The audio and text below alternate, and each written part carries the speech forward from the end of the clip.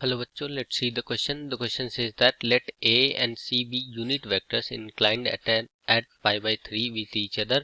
If this is equal to 5, then minus box ABC minus 1 is equal to. So यहाँ पर जो हमें given है ना उसका यूज करते हैं। सबसे पहले हम यूनिट वेक्टर्स जानते हैं कि हमारा यूनिट वेक्टर है, इसका मतलब कि दोनों का मॉड A और C दोनों का मॉड आना है 1। अब जो हमें गिवन है ना उसका हम यूज कर देते हैं। तो हमको गिवन है कि A क्रॉस में B cross C and cross dot में है A क्रॉस में C इज इक्वल टू 5। अब हमें पता है, एक और फॉर्मूला हमें पता है कि A cross B cross C अगर ऐसे गिवन है तो इसको हम लिख सकते हैं कि A डॉट में C और ये B vector minus A dot में B एंड C वेक्टर।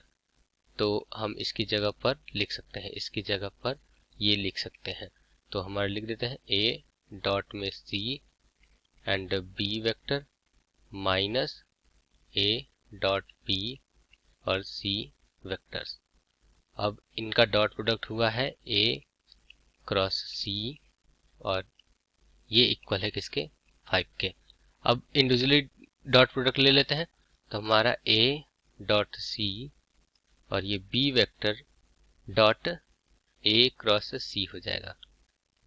अब इसके साथ लेंगे तो माइनस में A डॉट B और ये C वेक्टर और इसका डॉट प्रोडक्ट हो जाएगा A क्रॉस C के साथ इज इक्वल टू कितना हो जाएगा, 5।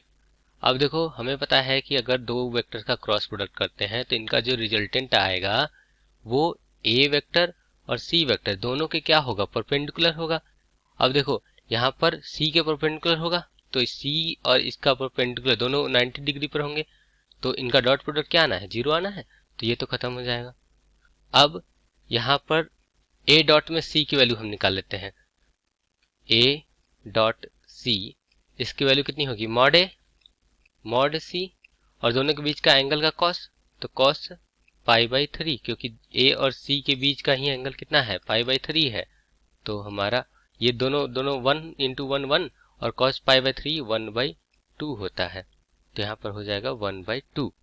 अब ये B dot A cross C, इसको हम देखो A डॉट अगर B क्रॉस C होता है तो इसको हम लिखते हैं बॉक्स ABC और इसमें हम ऑर्डर चेंज कर सकते हैं। ये इक्वल लिख सकते हैं कि BCA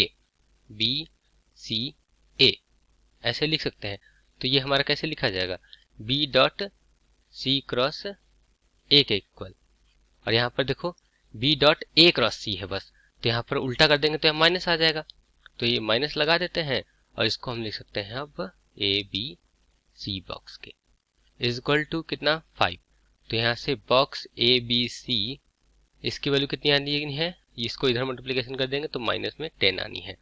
अब देखो यहाँ पर माइनस में बॉक्स ABC और -1 इसकी वैल्यू निकालनी है, तो यहाँ माइनस से मल्टीप्लिकेशन कर देंगे तो माइनस में बॉक्स ABC ये आ जाएगा किसके, 10 के इक्वल आ जाएगा। और यहाँ पर देखो -1 करना है दोनों साइड में, तो दोनों साइड में -1 करेंगे तो minus ABC -1 is equal to 10 -1 is equal to कितना, 9। तो हमारा आंसर कौन सा आना है, यही 9 आना है। तो I hope you understood the concept well. All the best.